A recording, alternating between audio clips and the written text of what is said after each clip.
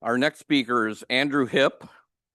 He's the director of and leader of science at the Morton Arboretum and lecturer at the University of Chicago.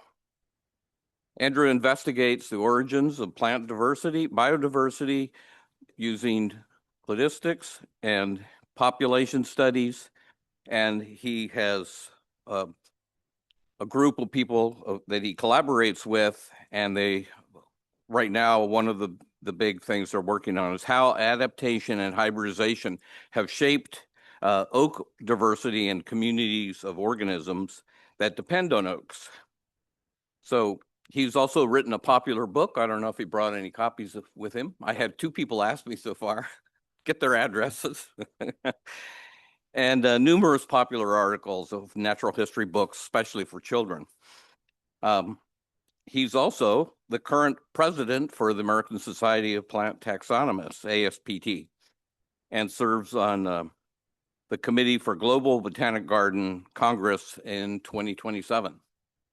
So I will now let Andrew come up, and he's going to talk about 250 years of insights of American oaks.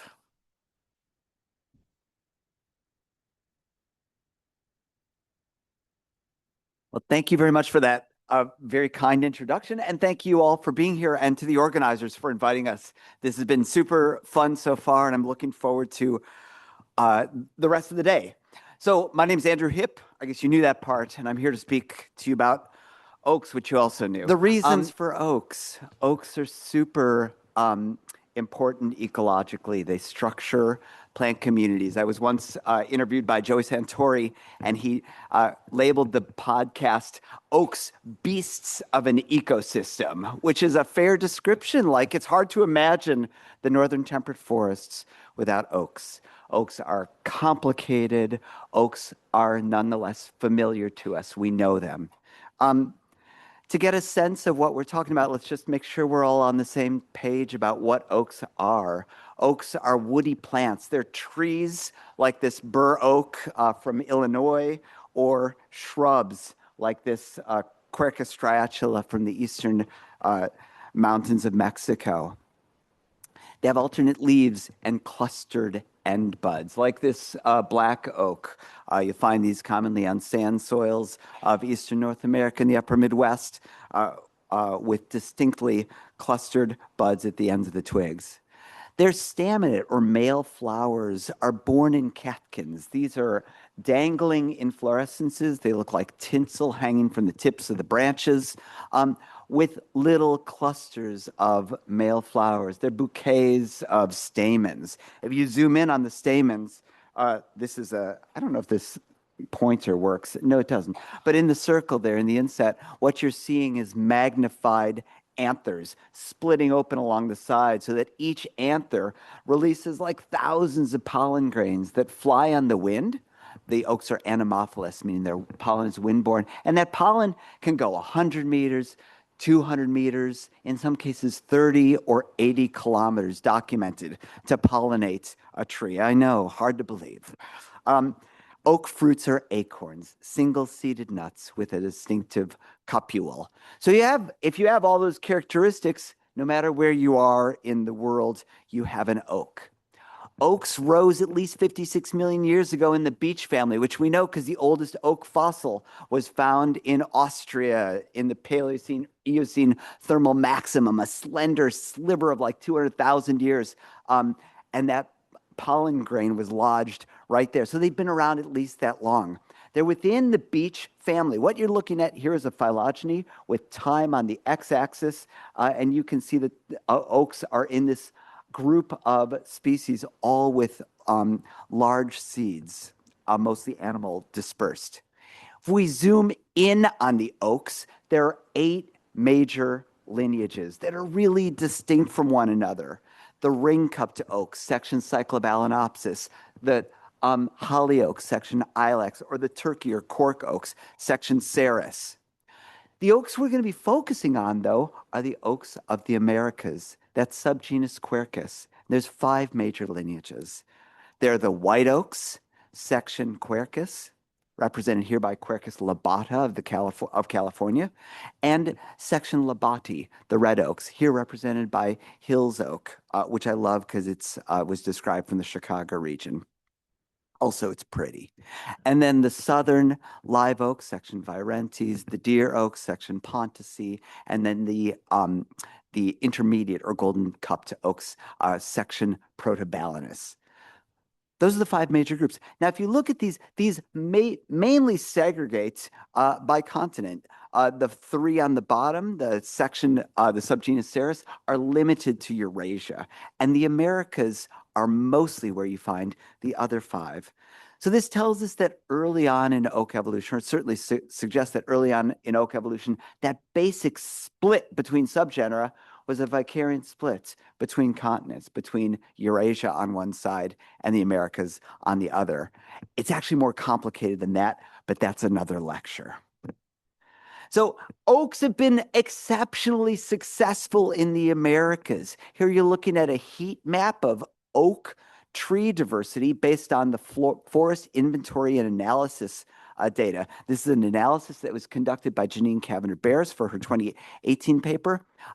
These are the top tree genus in species diversity and biomass, ranging to over 20 species per region down in the southeast. In Mexico, you find more species of oaks than any other tree, and in the US. And in Mexico and the US, you find more biomass in those oaks. So there really are, as Joey Santori said, beasts of the ecosystem, especially in the Americas. Now, so it's little surprise that when humans first encountered oaks in the Americas between 20,000 and 12,000 years ago, they found plenty of diversity to manage and make use of. In terms of acorn eating, which has been an important part of human culture for over 40,000 years in Eurasia and as long as people have been here in the Americas, and still is. Coppicing for fuel, for instance, for making charcoal. Here we are at a charcoal making in Morelia. And humans have been burning ecosystems in North America for at least for thousands of years, promoting oak diversity and biodiversity in general.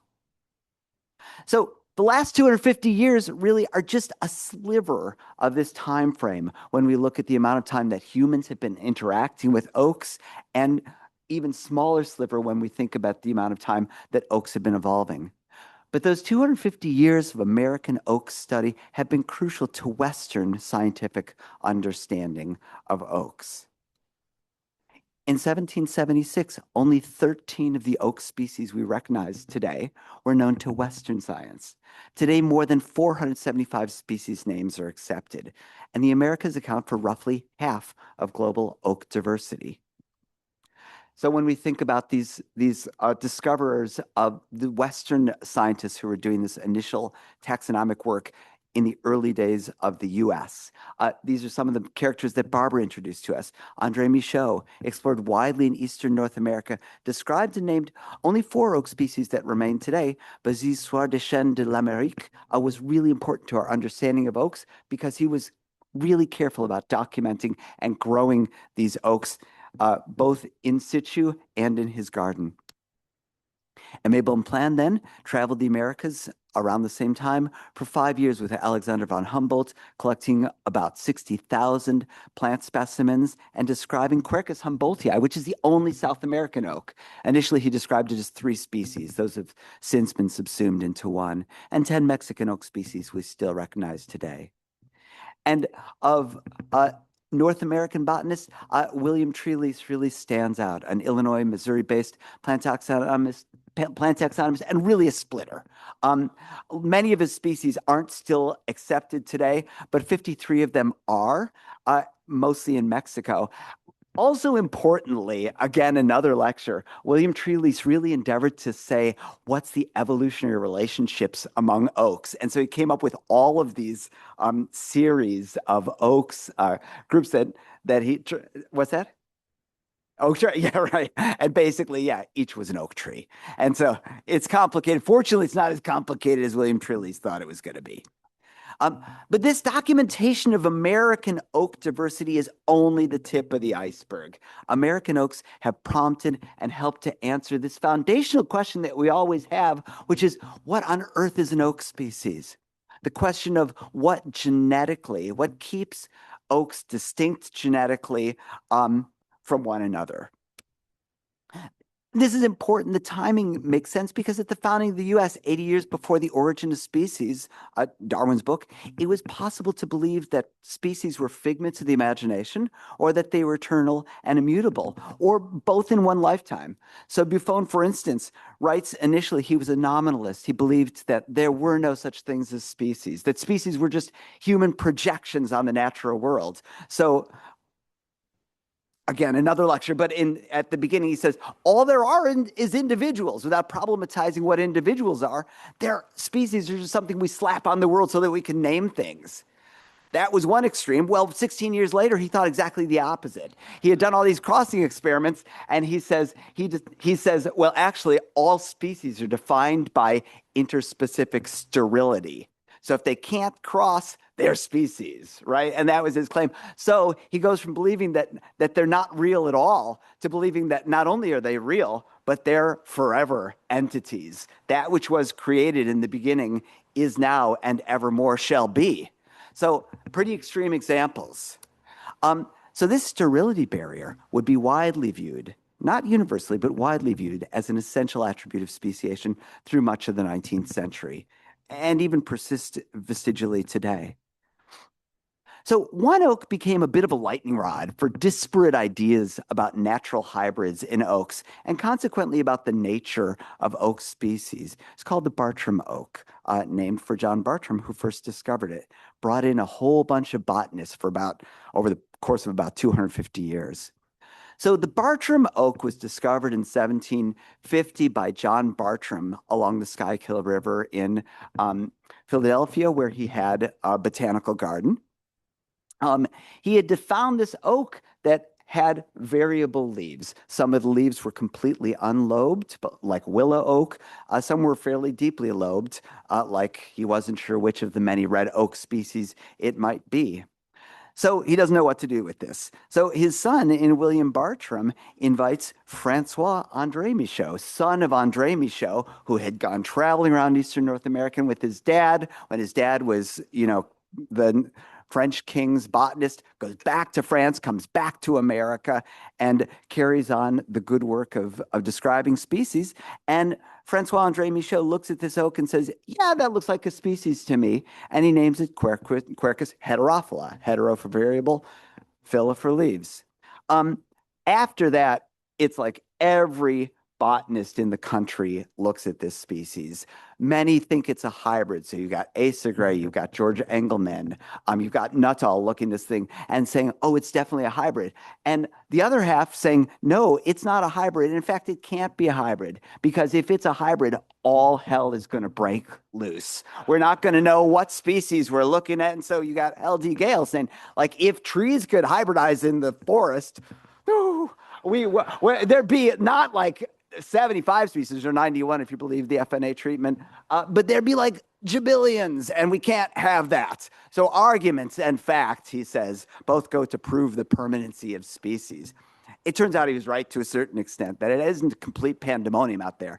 So Daniel McDougall, who was working at New York Botanical Gardens, went on to the Carnegie Institution. He demonstrated that the offspring of Bartram oak segregate morphologically, as we expect from a second generation hybrid between red oak and willow oak. So he grew out he and his students, and they found some seedlings that looked like red oak, some seedlings that looked like willow oak. And from this, they conclude that, yeah, this Bartram oak must be a hybrid, not a good species in the typical sense. A century later, Paul Manos, Andy Crowell, and colleagues would go on to confirm the hybrid status of Bartram's oak using genomic data. But in the late 19th and 20th century, it was unclear what the outcome of all this hybridization might be. So it seemed like hybrids were kind of a dead end. So you got George Engelmann talking about observing that there's all this hybridization going on, but saying remarkable enough. notwithstanding their fertility, these hybrid oaks seem not to be propagating in their native woods. So no pandemonium. And Carl Wiegand, writing this wonderful essay in Science in 1935, a taxonomist perspective on hybrids in the wild, the hybrids seem like swarms of bees buzzing around for a time only to disappear, leaving the fundamental species to continue through the ages, right? So at this point, it's thought that like hybrids are just kind of dead ends, or at least that's one view. Then in the first decades of the 20th century, work by plant biologists, G. Ledyard Stebbins and Edgar Anderson most notably, showed that hybridization wasn't a novelty or a dead end at all. It had evolutionary implications. So Edgar Anderson, 1938, he at this point is geneticist at Missouri Botanical Garden, introduces the term introgression, which simply means coming on into, to describe an outcome of repeated hybridization and backcrossing. Genes can move from one species into another. And so he illustrates this in his magnificent book, his 1949 book, Introgressive Hybridization, which you should run out and buy right after this is over. So he illustrates in this figure one population that is pure Iris hexagona. In this second plate, he looks at a second population that is Iris hexagona with introgression from somebody. He infers that it's Iris fulva. And here a population that is a mix of the two. So he infers from this study and others like it that here's what's going on. You get hybridization. So here we're looking at traits of species A, traits of species B, represented as like a histogram. That first generation hybrid gives you things that are intermediate. But let those F1s cross back to parent B, and that first back cross, and their progeny cross back to species A and then species A again. Within a couple of generations, what you get is individuals that look like species A and maybe 3% species B genetically. But there's 40,000 oak genes, right? So that's hundreds or thousands of genes that may code for surviving a given pathogen, for living through a late frost. These are many will be functional genes that really change how trees live. The first concrete study in oaks of introgression was by G. Ledyard Stebbins, who got a group of students together, who are not all co-authors on the paper, I'd like to point out, gets them into the herbarium, and he says, okay, let's look at Quercus ilicifolia, bare oak, Quercus marylandica, blackjack oak. We're going to look at a bunch of traits, and we're going to measure them up, and we're going to come up with a species index. So that's our histograms here. And he says, when we look at allopatric Quercus marylandica on the left side and allopatric Quercus ilicifolia, bare oak on the right side, we see that these two are pretty distinct from each other. Look down at the middle panel then. That's Quercus marylandica in the field where it's growing by itself. And they say, oh, that looks a lot like herbarium material that we collected. But then they went to the third population on the bottom here, and that's a sympatric population where marylandica and ilicifolia are growing together. And what they observe is that the marylandica seem to be shifted phenotypically towards the ilicifolia. That, in Stebbins' mind, is introgression. So these obvious hybrids, the ones that Wiegand characterizes as swarms of bees, aren't the most interesting thing about hybridization. The role of those hybrids as conduits for gene flow between species is what makes them interesting and exciting. Now, okay, with all this stuff happening and people are thinking about oak hybrids, people are getting anxious. What are oak species? And so there's a trio of papers comes out in the mid-1970s. First by James Harden and Michael Bransky, who document introgression from numerous white oak species into North America's eastern white oak, Quercus alba. What you're looking at here, this ring of 16 circles, each of those is one of the eastern North American white oak species. A line between those circles indicates a hybrid that was known between them based on morphological or experimental data.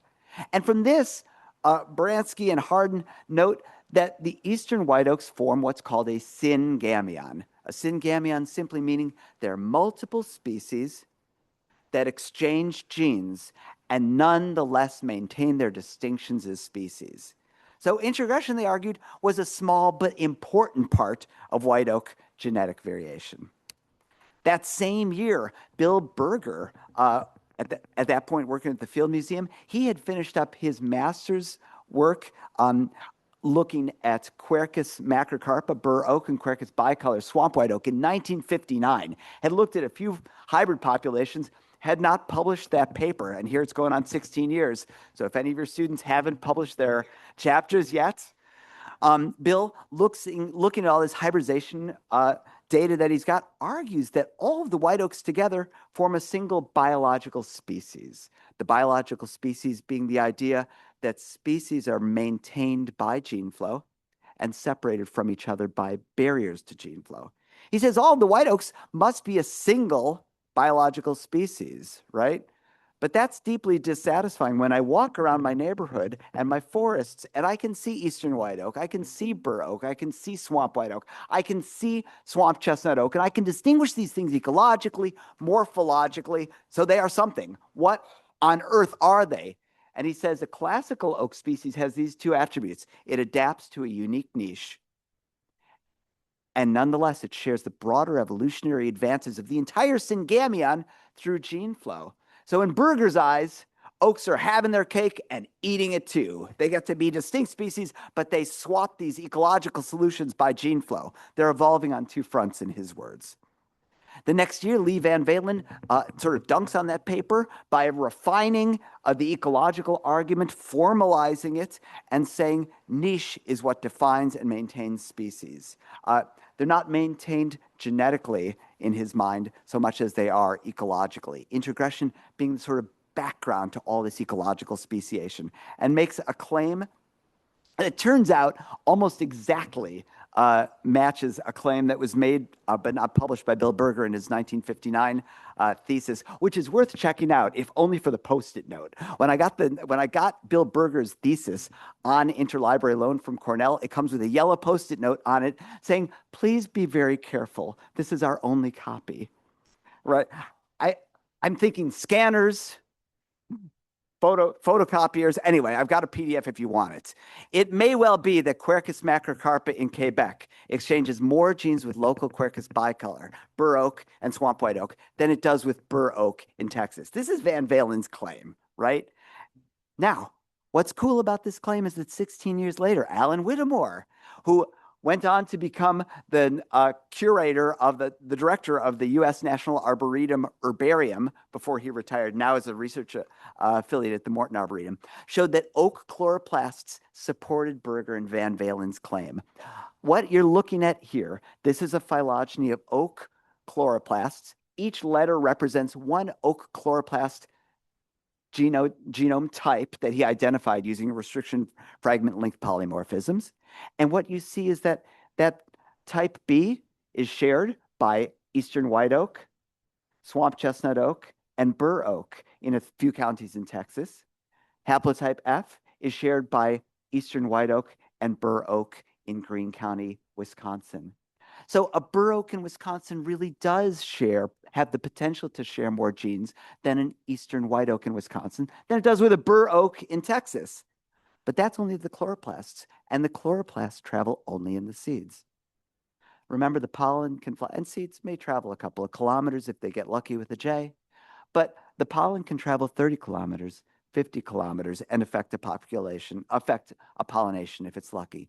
And so the nuclear genome, which travels in both the acorns and the pollen, told a completely different story. What you're looking at here on the right side, those bands that are lowest at the 7.8, marked by 7.8, those are they're bands that reflect restriction site variation in nuclear ribosomal DNA. There's a band that's shared by Quercus alba and Quercus macrocarpa and not Quercus stellata. That turns out that's one branch on the tree of life. So you had a little glimpse that something different was going on in the nuclear genome.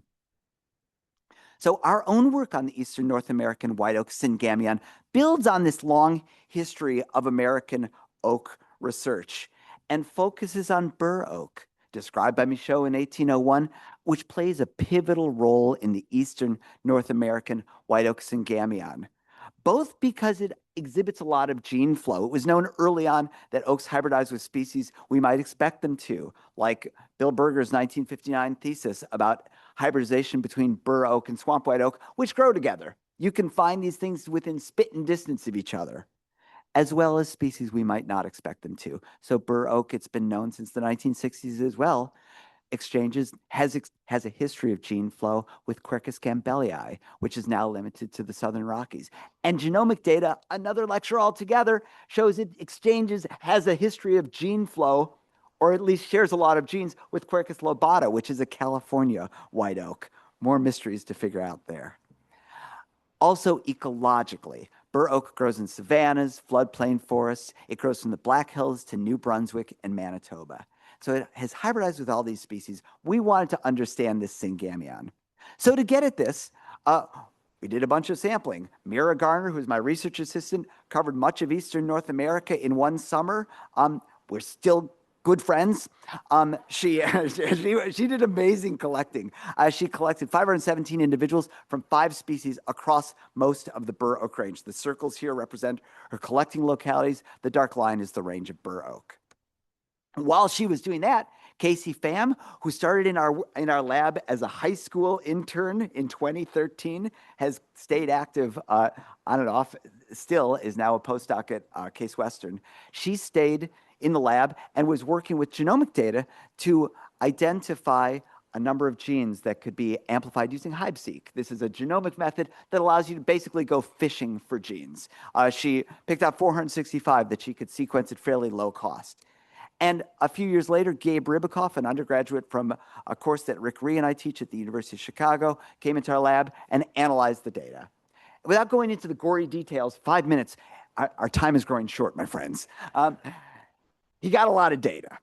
And so what did he find? Number 1, oaks form good genomic cluster species. What the heck does that mean? So what we're looking at here, this is an ordination of genetic distances. You take these many regions of the genome, over 3,000 of them, and say, who's most genetically similar to whom? You crush that super highly dimensional data into 2 dimensions. Points on this figure, each point represents a tree, and the proximity of the points to each other on the plot represents their genetic similarity. You get islands representing post oak in the upper right-hand corner, bur oak in the lower left-hand corner. That tells us that this anxiety that species might be nothing at all was not correct. Species are really genomic clusters, but they're also intermediates. Those are hybrids. Second finding, now we're analyzing the data using a method where each column represents a single individual. The color of that column tells us the proportion of that individual's genome that comes from one of 5 species: bur oak, eastern white oak, swamp white oak, post oak, or chinkapin oak. Hybrids are not that common, but they're present. So you get these individuals that represent a cross between 2 species. But more importantly, they're back crosses from those individuals, causing introgression of genes from eastern white oak, from swamp white oak into bur oak, and less commonly from post oak and chinkapin oak into bur oak. Once in a while, they're 3-way hybrids. So the possibilities for genetic exchange and recombination are practically unlimited. And finally, hybridization is most common at the range margins. That has both potentially demographic and adaptive explanations. So the American oaks really illuminate this path from species discoveries and hybrid mysteries more than 200 years ago to our contemporary understanding of oak species, introgression, and oak evolution. And here I want to look forward at the next questions. These are analyses that are being led by my postdoc, Dr. Rebecca Mohn, who's integrating data from a reference genome for bur oaks, from resequencing whole genomic data from more than 700 individuals across the range of bur oak and co-occurring species, with functional data from botanical gardens and inferences from the genes to ask what alleles are moving between species and which alleles define species. To ask what's the importance of natural selection in maintaining species. To ask what's the importance of genome structural variation in speciation, local adaptation, and introgression. These are the questions that, if we can answer, will give us a good understanding of the importance of individual species in the health of the forest as a whole and the evolutionary trajectory of our forests going forward for the next 250 years. This is work you can't do without a lot of colleagues and a lot of support, including my lab group. And thank you all for being here. If you have questions about any of this, there's extra information in this preprint, which will be published in the International Oak Journal. Join the International Oak Society, join American Society of Plant Taxonomists, support this kind of work. Thank you.